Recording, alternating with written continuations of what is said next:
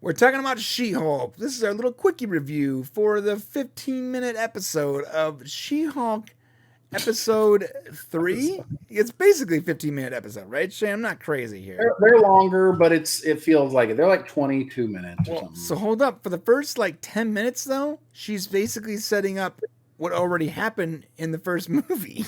Yeah, I couldn't skip either for some reason. It was really stressing me out. Okay. So it basically, after she sets it up again, like, I'm the Hulk, I'm an attorney, now I'm defending Abomination, blah, blah, blah. It actually goes to, let me get past the Marvels. That's another minute for the Marvels logo. Thank you. It goes to the prison scene where she's actually trying to get Abomination paroled.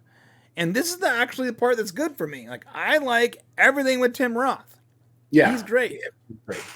And Wong is great. Yeah, go ahead. Wong is good. I was going to say the same thing. Everything with Wong is great. The Wong universe, what do they call it? Somebody was calling it the Wong. It's not the cinematic universe. It's not like the MCU. It's the Wong CU. Because he's been in everything lately. Yeah, he has been everything.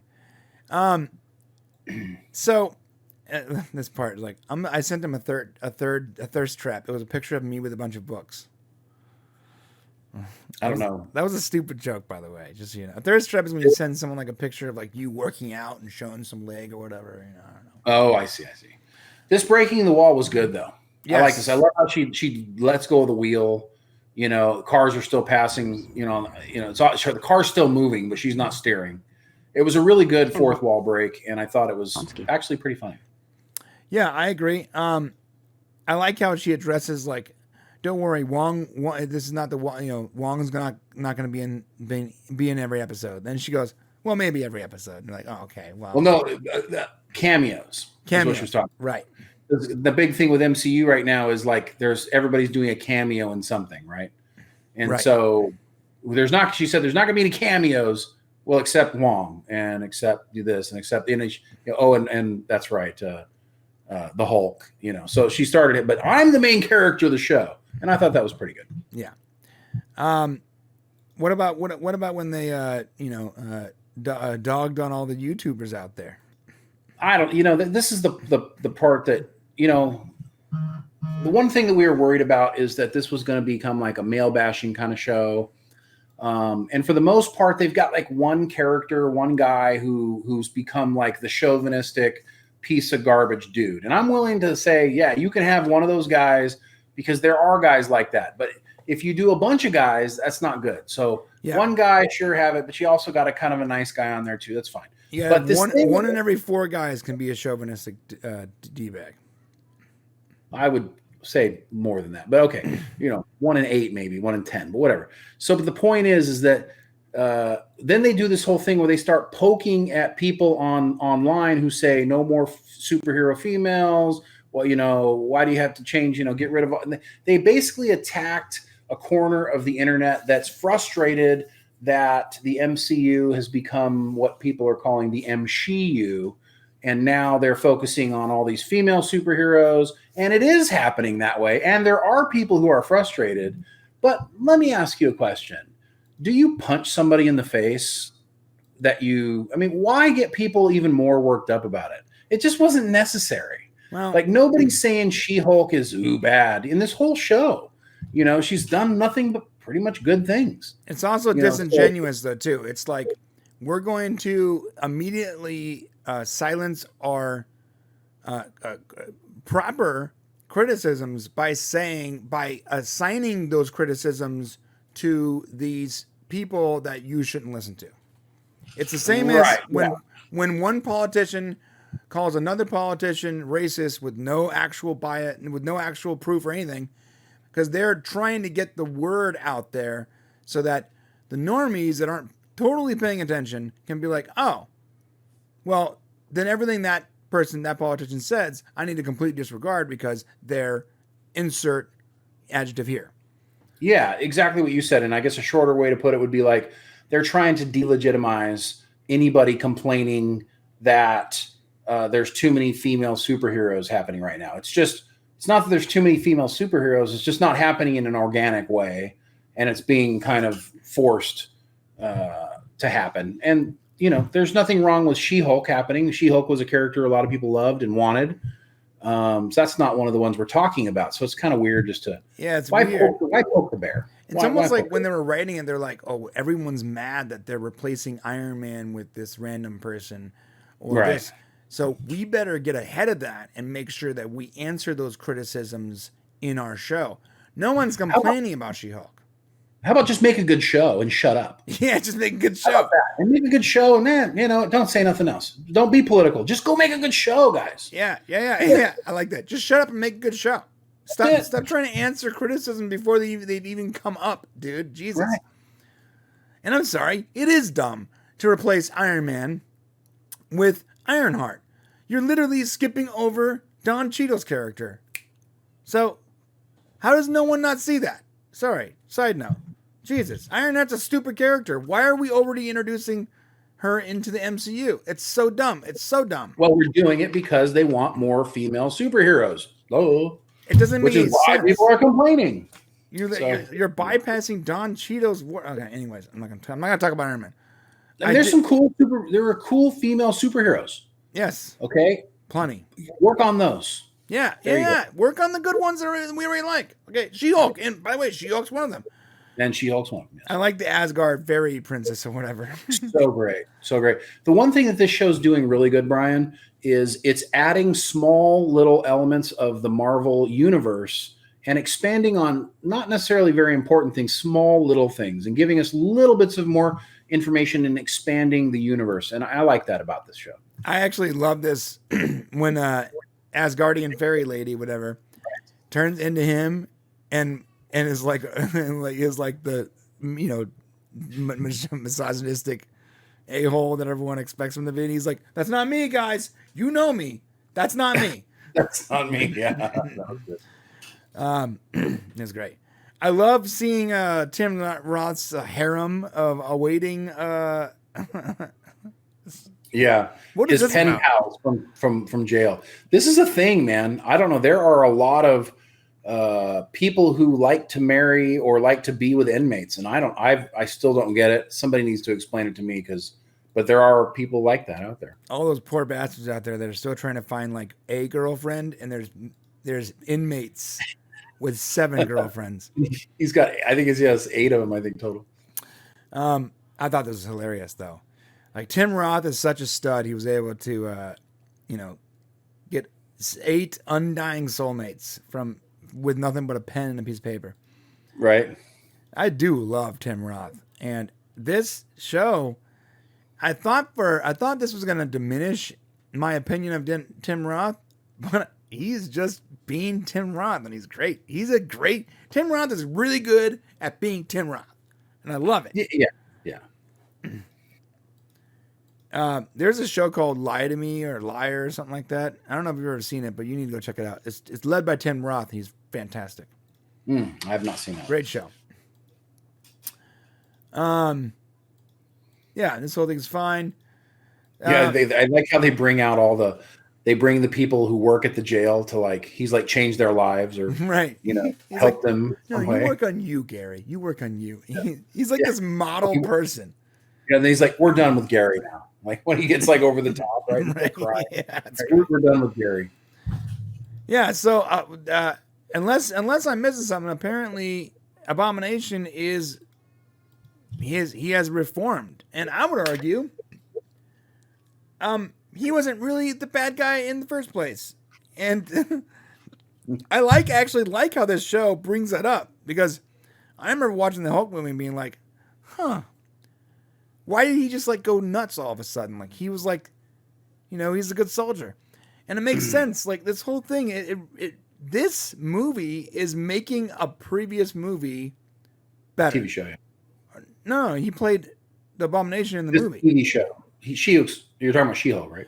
I'm sorry. This TV show is making a previous movie that was subpar, Incredible Hulk, a better movie. To some degree, yeah. To a degree, it's making the villain better. Yeah. Which I would argue a big part of that problem with that movie was the villain. Didn't make any sense. Yeah. They got so hung up on being able to show the Abomination, they didn't give him any real character. All right. This is the B story. Yeah, this is the B story with the Asgardian who. This lady did a really good job. She did. She took Megan Thee Stallion or the Stallion. Megan Thee Stallion. Megan Thee Stallion's form, and she tricked this dummy into buying her a bunch of stuff because Megan Thee Stallion's like this hot rapper chick, that twerks a lot. And it's Megan Thee Stallion. Is it Megan Thee Stallion? Thee Stallion. It's not the Stallion. Megan Thee Stallion. Megan Thee Stallion. Lie to me. Thank you, Marshall. It's called Lie to Me. Yeah. So I like that a lot though, because like it also paints that misogynistic dude as like what he is. He's an idiot. And there's idiots that exist. That's okay. I would argue that Megan Thee Stallion is one of those idiots, but that's not. Yeah, agreed. She's a female idiot. Yeah, she's a female idiot. I don't know why they got all pissed off when he turned into the Abomination. Like, aren't they safe? I'll tell you what I think it is. I think as a lawyer, and I felt this, like she knew, like she does not. He doesn't want to pull out the creature because that's going to freak him out, and then maybe he won't get put out. That's going to remind him of the bad stuff. And so she thought him changing was a really bad idea. So when he did it, she was trying to get him to change back. Anybody else mad that his graphics look better than She-Hulk's graphics? They didn't focus on him very long. I didn't think the graphics were that great. I mean, I'll just show you. Ready? Like this texture. Oh man, I can only show so much without getting dinged. There's a zoom. There's a close up of his text. It's much better graphics. I mean, he's got a lot of detail in his body, right? But there's no motion there. Like in her face, it's moving. Okay, that's fair. Maybe.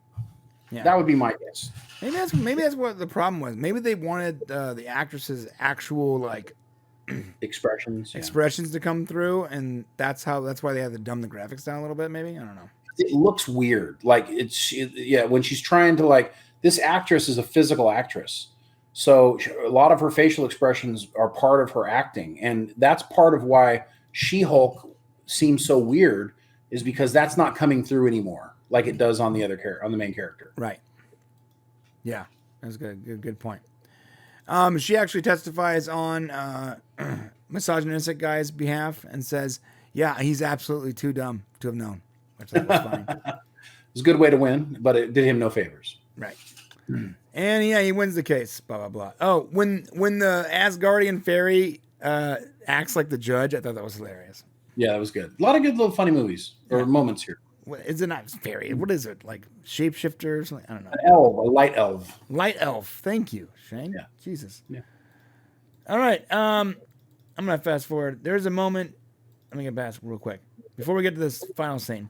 There's a moment when they're like, Wong, so you admitted to I love that part, yeah. to breaking someone out of prison. You know that's illegal, right? He's like, I gotta go. He's like, he was out of there quick. All right, so this final scene, she's like casually walking through the alley, and of course, she gets accosted by Asgardian construction workers.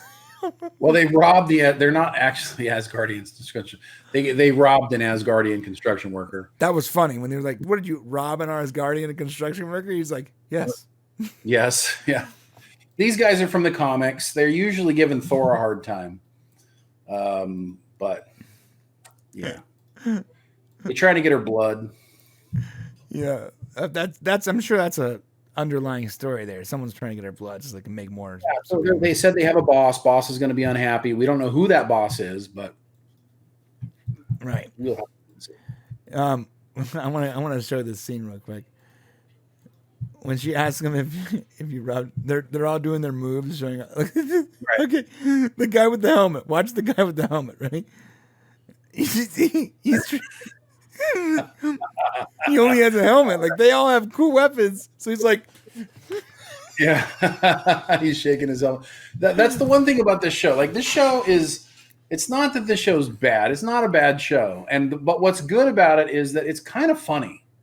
Like, and you don't get a lot of funny Marvel stuff, so it's got a lot of kind of funny stuff going on, and the actress is good, so it's not horrible. It's not horrible. It's not good. It's not good or bad. It's like somewhere in between. It has entertainment value, but I feel like it's on the precipice of either being good or being bad.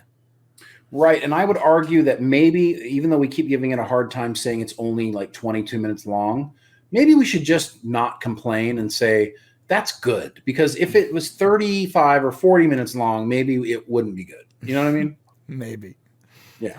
So he does say, once she turned into She-Hulk, I couldn't pierce that nasty green skin. Watch your mouth. Green skin's beautiful.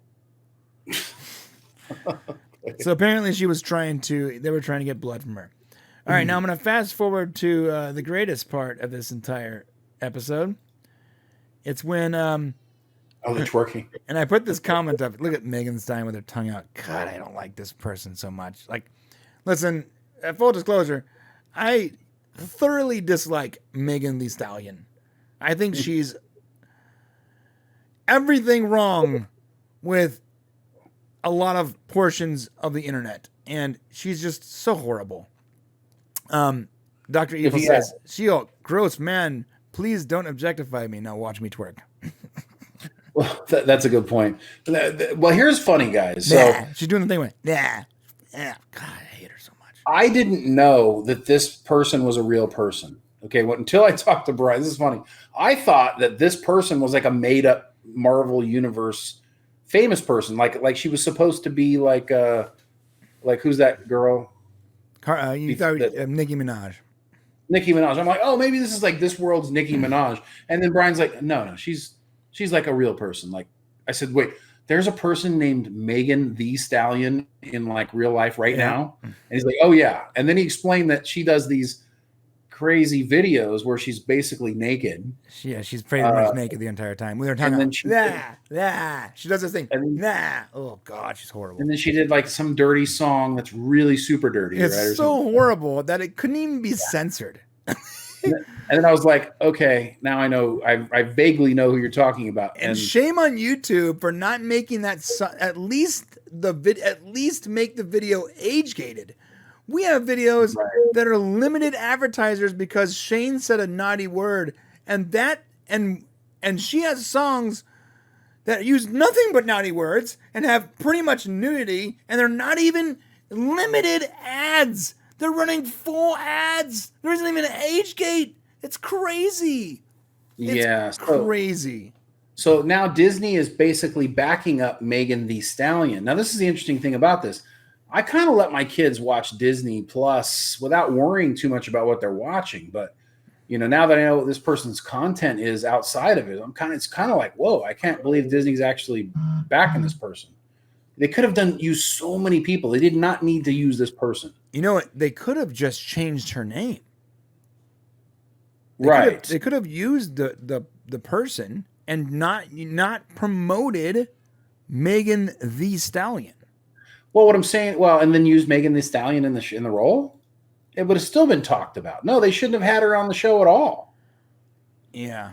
If somebody's out there basically showing all their private parts into the world, and then you put them on a kid, on a, I know it's not a kid show, but put them on Disney Plus. I mean, I just don't know what kind of message you're sending. If you're not going to put other things out there, if you're going to take Slave Leia off of the internet. Oh, right. If you're going to remove Slave Leia off the internet, how do you have Megan Thee Stallion? Come on. If you've seen her content, how is that okay, Disney? You're going to remove Slave Leia? Yeah, you're going to remove Slave Leia.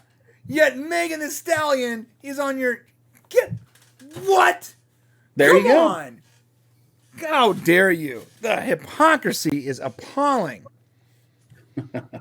Oh my God. That was a really good point, Shane, because I'm still pissed. That they got rid of Slave Leia. I'm just waiting for them to retroactively dress her or something in the digital versions, dude.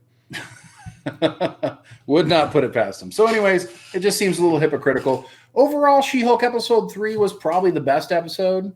Episode 3 was probably the best, and it's going to be like this, I'm assuming, from here on out, now that we've done all the initial stuff. There's not a ton of episodes. I think 6 episodes left.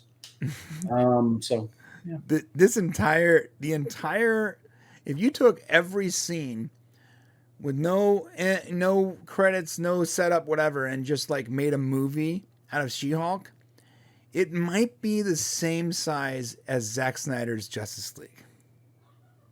If you did like what? Just took every episode and took out the intro and the credits and just had it run back to back, it legitimately might be around the same size as the Snyder cut. It's shorter, actually. It's shorter, really? Yeah, it would be shorter. So like 22 minutes, I think, times 9 would be like 200 minutes, which is shorter than the Zack Snyder cut. Jesus. Yeah. All right. Archmage Frey says, Slave Leia may be off the internet, but it's always in my heart. Yes, I'm with you, Archmage Frey. I actually have a lovely, what are those metal plates, D-plate, whatever, of Slave Leia. It's great. I'm looking for a place to put it in my office. Okay, that's it. Don't forget to hit that subscribe button on the way to the comment section and let us know. Do you have any Slave Leia art? Let us know. That's a weird thing to add. What really? I mean, I guess. I guess.